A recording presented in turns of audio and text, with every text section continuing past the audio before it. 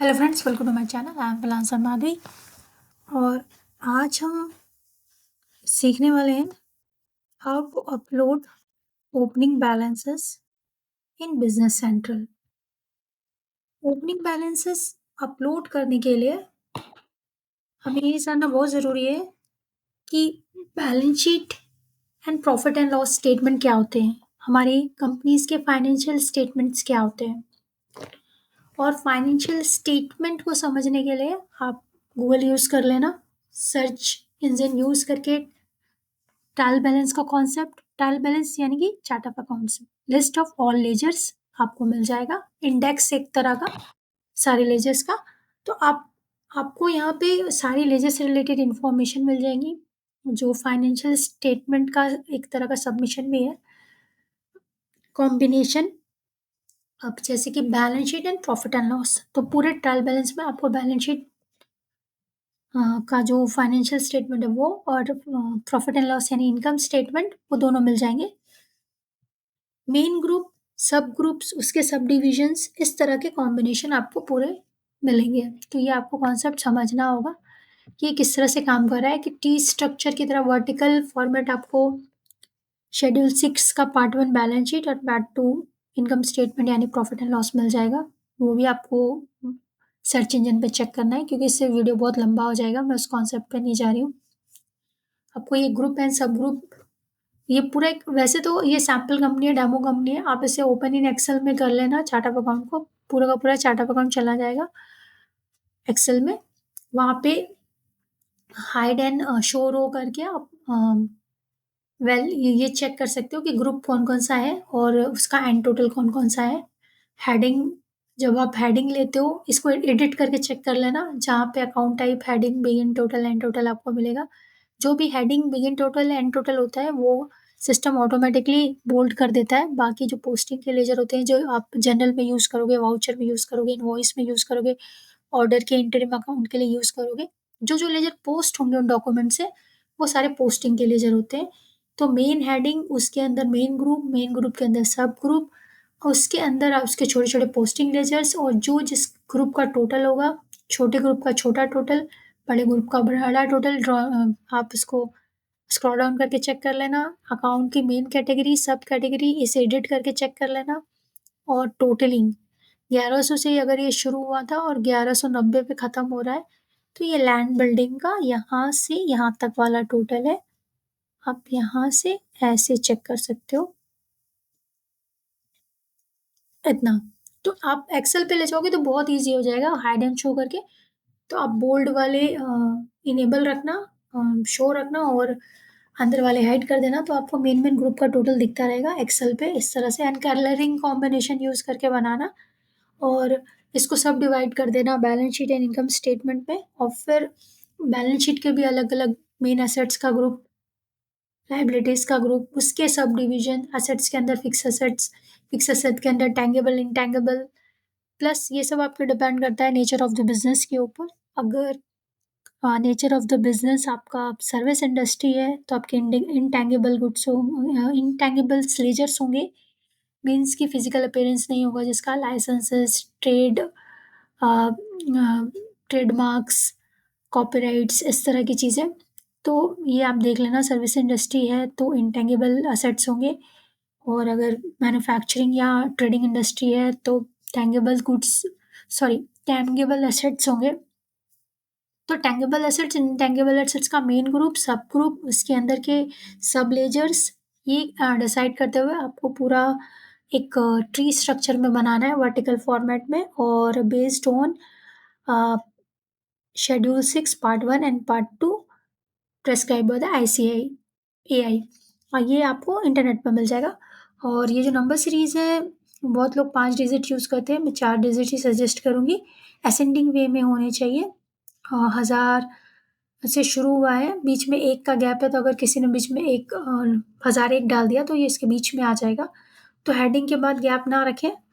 और उसके बाद फिर मेन एसेट्स का ग्रुप शुरू हो गया है, और हर मेन ग्रुप जब एंड होता है तो हमेशा 100-200 का गैप रखें। मतलब एंड पॉइंट से पहले, ताकि बीच में अगर कोई ग्रुप बनाना हो तो आप ग्रुप बना सके। और अगर कोई छोटा-छोटा ग्रुप चल रहा है, जैसे टेंगिबल का यहाँ से शुरू हो रहा है और फिर खत्म हो रहा है, लैंड एंड बिल्डिंग का शुरू हो रहा है, 1100 से शुरू हुआ, 1190, सब में जो डिफरेंस पॉइंट है 10-10 का है, +10 +10 +10 +10, और यहाँ पे 50 का गैप दिया है, यानी कि 50 लेजर और बन सकते हैं। तो आप इस तरह के छोटे ग्रुप में 50 और बड़े ग्रुप में 100 है, और इनकम और एक्सपेंसेस में 200 या 300 का गैप रख सकते हो, ताकि अगर बिज़नेस लॉन्ग टर्म के लिए चलने वाला है तो इन फ्यूचर भी उसमें लेजर्स बनते जाएँगे। अगर फिर भी नंबर्स खत्म हो जाते हैं तो आप 0.1, 0.11, 0.111 इस तरह से सीरीज़ या एबीसीडी यूज़ करके भी और इंक्रीज़ कर सकते हो। तो इस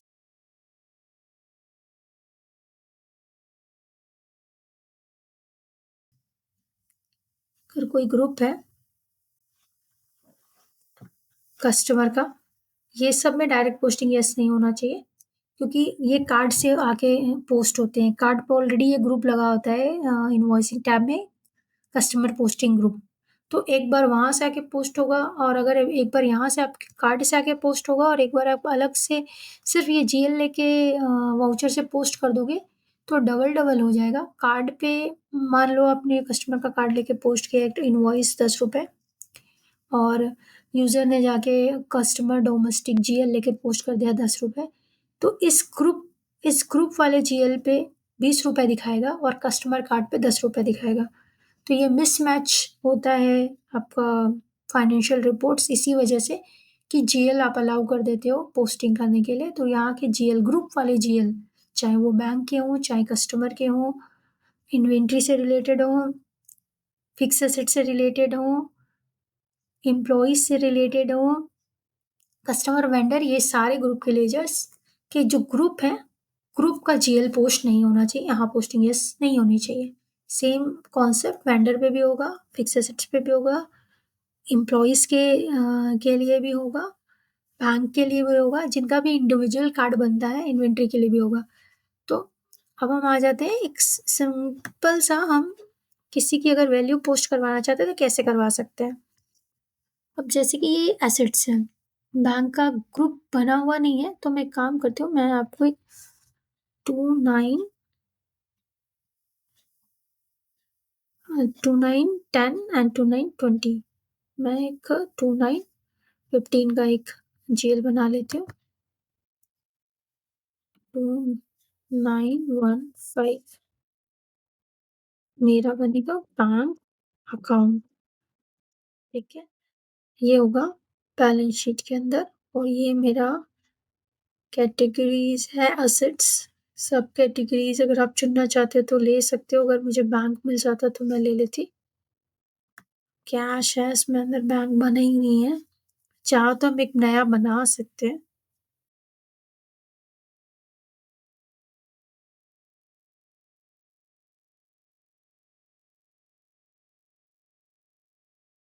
अभी के लिए स्किप कर देते हैं, बैंक का एक हम बना सकते हैं।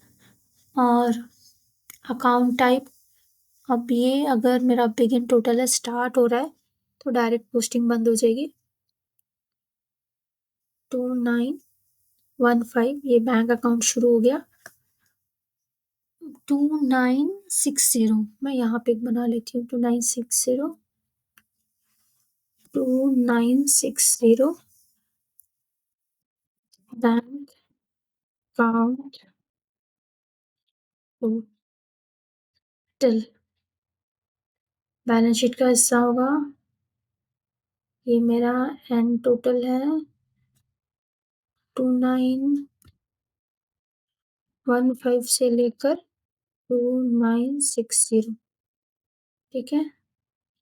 और ये मेरा ग्रुप है, कैटेगरी असेट्स है, और यहाँ पर बैंक का बाद में बना लेंगे तो ले लेंगे।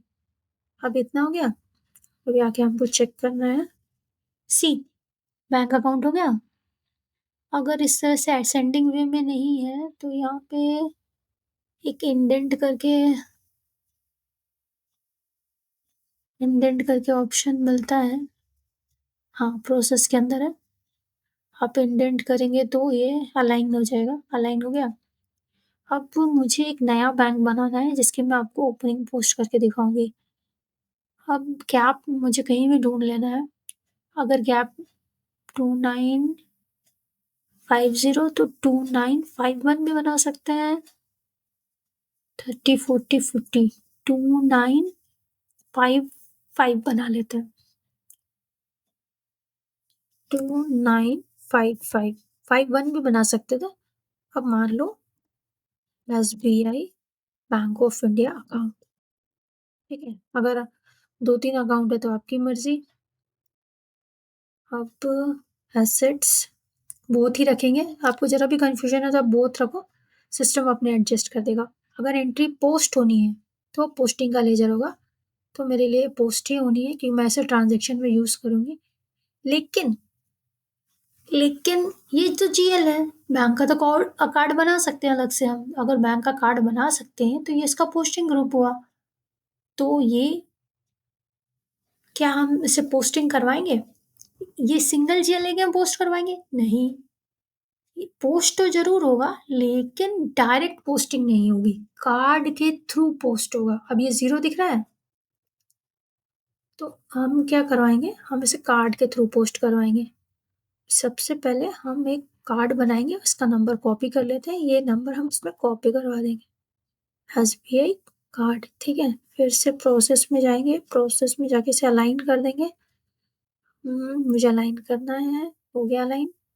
अब मुझे बैंक का कार्ड चाहिए, सेम आपको कॉन्सेप्ट यूज करना है कस्टमर के लिए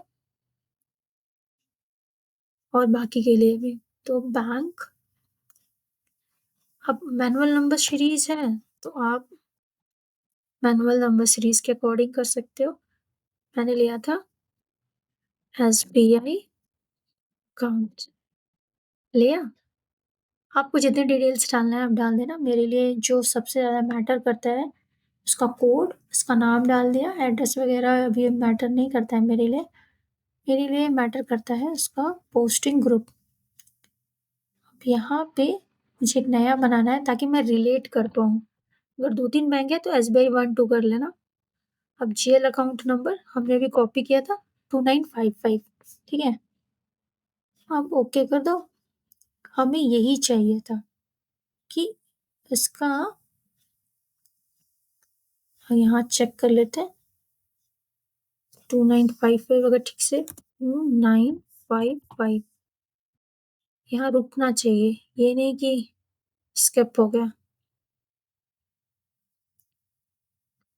क्रॉस चेक, 2955 यहाँ रुक गया। अब हम जाके इसे पोस्ट करवाएंगे। अब चेक कर लो पहले कि इसकी वैल्यू भी जीरो है, तो इसका बैलेंस आपको दिख जाएगा जीरो है। मैंने आपको जीएल भी चेक कराया था, कार्ड भी चेक किया।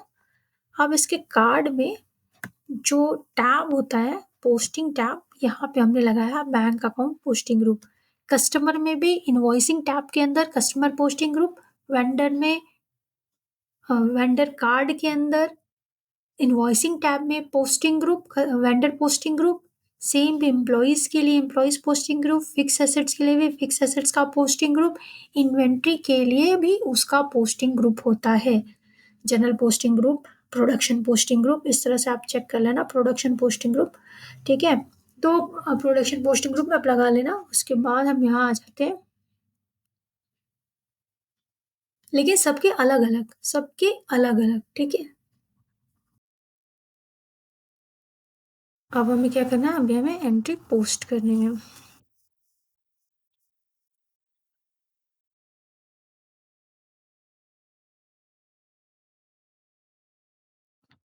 अब हमें, अगर हमारी कंपनी पिछले मंथ से काम करना स्टार्ट कर रही है, मतलब ट्रांजैक्शंस कंपनी का जो स्टार्ट हुआ है लास्ट मंथ से, तो हम लास्ट जनवरी से, तो हमारे पास पिछले महीने का क्लोजिंग होगा जो इस फरवरी मंथ का ओपनिंग बनेगा। तो अगर हमने 31st लिया, 31st लेके पोस्ट किया तो हमें जनवरी 1 से ओपनिंग मिल जाएगी। अब मैंने एक इस जनरल जनरल पेज को आपको लेना है और यहाँ पे जो बैच नेम है मैंने एक बना रखा है ओपनिंग एंट्रीज, एक डिस्क्रिप्शन दे रखा है, और आप चाहो तो नंबर सीरीज भी एडिट लिस्ट करके एक नई क्रिएट कर सकते हो ताकि आप डिफ्रेंशिएट कर सको। और अगर हम ओपनिंग एंट्रीज की बात करें तो हम नाम दे सकते हैं इसे ओपनिंग एंट्रीज।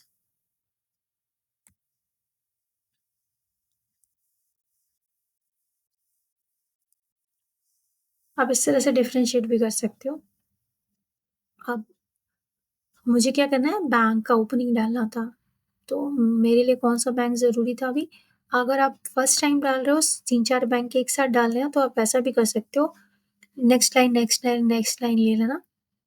अब जैसे मान लो एसबीआई का मेरे पास जो बैलेंस था वो 60,000 रुपीज़ था, कि जनवरी 31st को एडजस्ट होने के बाद जो भी बैलेंस बचा, मैं पर ट्रांज़ैक्शन नहीं डाल रही हूँ, मैं closing balance sum of the all transaction यानी क्लोजिंग एंट्रीज़ के हिसाब से डाल रही हूँ कि क्लोजिंग वैल्यू उतनी थी।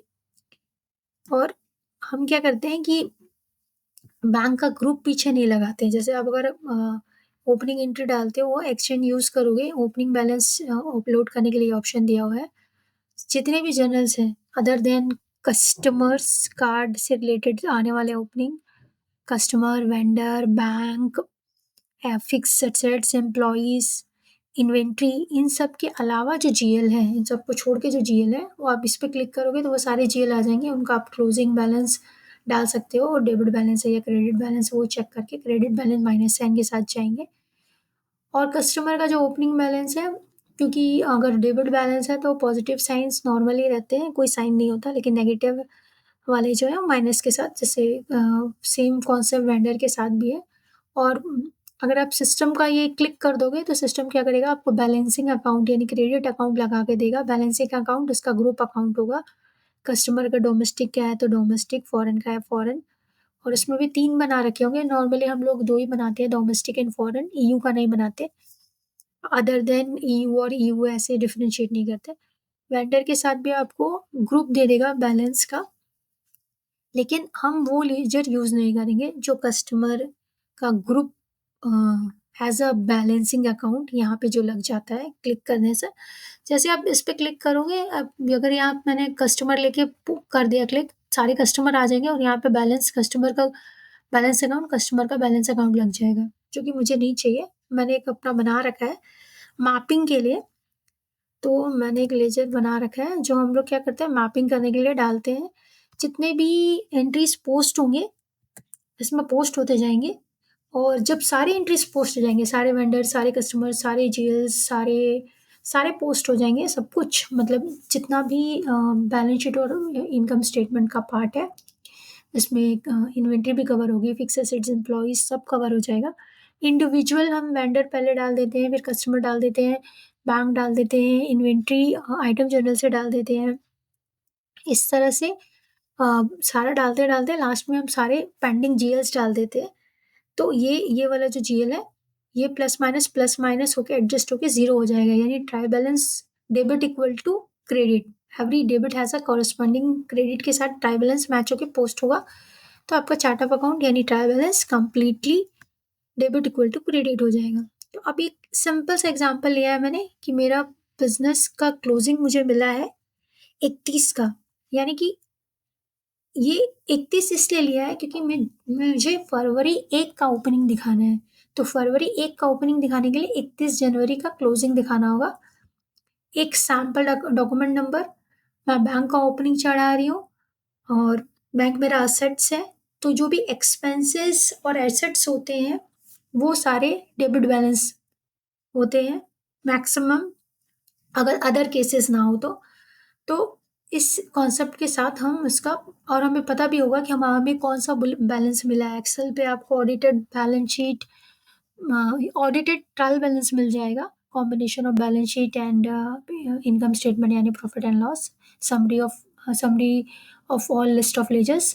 तो ये जो आपको मिल जाएगा, आपके पास बैलेंस होगा, आपको पता ही होगा कि डेबिट होने वाला है कि क्रेडिट, बैलेंस कैसा है, और वो वैल्यू मैप करके आप सेकेंडरी जीएल यहाँ ले लोगे, डेबिट क्रेडिट इक्वलाइज़ करके, और इसको हम पोस्ट कर देंगे। अभी मेरे पास डेबिट बैलेंस है, इसलिए मैंने डेबिट में इसको रखा है, पॉज़िटिव साइन है, और क्रेडिट में मैंने मैपिंग वाला जीएल लगा रखा है। अब मैं इसको पोस्ट करूँगी, फिर मैं आपको दिखाती हूँ कि पोस्ट, अच्छा वैसे आप प्रीव्यू भी कर सकते हो, पर हम प्रीव्यू भी कर सकते हैं। अब बैंक का पोस्टिंग ग्रुप भी होगा और बैंक का जीएल भी होगा, यहाँ पे आपको दिख जाएगा। अब देखो ये है 60,000 के साथ ये पोस्ट होने वाला है, ठीक है? अब मैं इसे पोस्ट कर देती हूँ, 31 तारीख के अकॉर्डिंग ये पोस्ट होगा। बैंक और सी, सबसे इम्पोर्टेंट चीज़, आपका बैंक अकाउंट कार्ड हिट होगा या नहीं? आपका जीएल भी हिट हो रहा है, जीएल का नंबर चेक करो। जीएल अकाउंट नंबर है 2955, वही जो मैंने बनाया था चार्ट ऑफ अकाउंट में, 2955 गैप आइडेंटिफाई करके 2955 को हिट करेगा ये। और bank account card, bank account laser entry बन रही है, इसका मतलब है आपके बैंक अकाउंट कार्ड को भी हिट करेगा। यहाँ से आपके चार्ट ऑफ अकाउंट जीएल, यानी कि जो बैंक का ग्रुप है, बैंक का पोस्टिंग ग्रुप, यहाँ आपका बैंक अकाउंट कार्ड, दोनों हिट होगा। बैंक अकाउंट कार्ड पे भी आप चेक कर सकते हो, बैंक नंबर 2 ये पोस्ट होगा 60,000 से। अभी ओपन एंट्री है, हम इसको पोस्ट कर देंगे। पोस्ट एंड प्रिंट भी कर सकते हो और पोस्ट भी कर सकते हो। यस, अब हम जाके एंट्री चेक करेंगे। Successfully posted. अब यहाँ पे चेक करके देखते हैं कि डायरेक्टली मुझे दिखाता है या नहीं। आ गया, सी वैल्यू अपडेट हो गई है 60,000 से। अब मुझे एक काम करना है कि अगर मैं इसमें फिल्टर लगा के डेट वाइज चेक कर सकूं, फिल्टर टोटल बाई, यहाँ पे आपको डेट फिल्टर लगाना है और मुझे 01/02/25 चाहिए ना। देखा, बैलेंस एट डेट, क्लिक करते हैं, 31 तारीख का है। अब ये 1 तारीख को आपकी ओपनिंग बन जाएगा। अकाउंट शेड्यूल जो फाइनेंशियल स्टेटमेंट चेक करने के लिए हम बनाते हैं, आप उसके अकॉर्डिंग भी चेक कर सकते हो। ये आपकी 1 तारीख की ओपनिंग एंट्री हो गई है।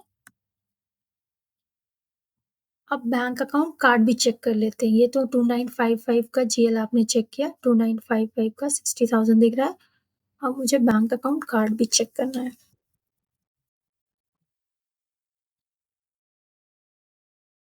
एसबीआई यही था, व्यू करेंगे क्योंकि एडिटिंग तो हमें नहीं करनी है अभी कुछ। फिर मैं इसको बड़ा कर लेती हूँ।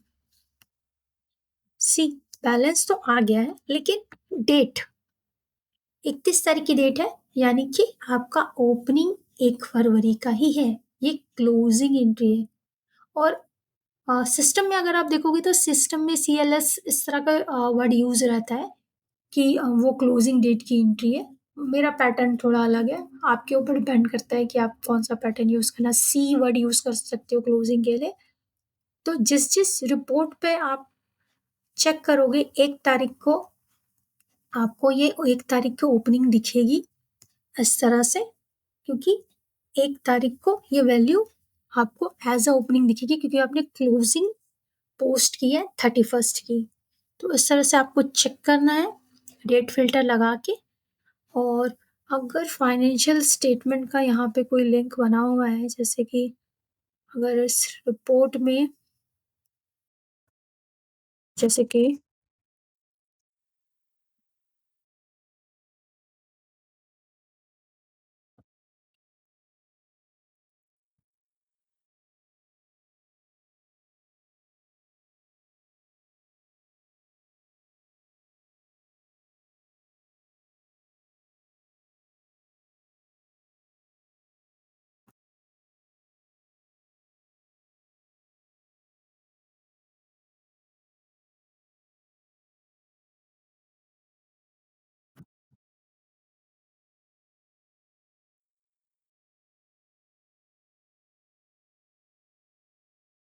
ये हम चेक कर सकते हैं।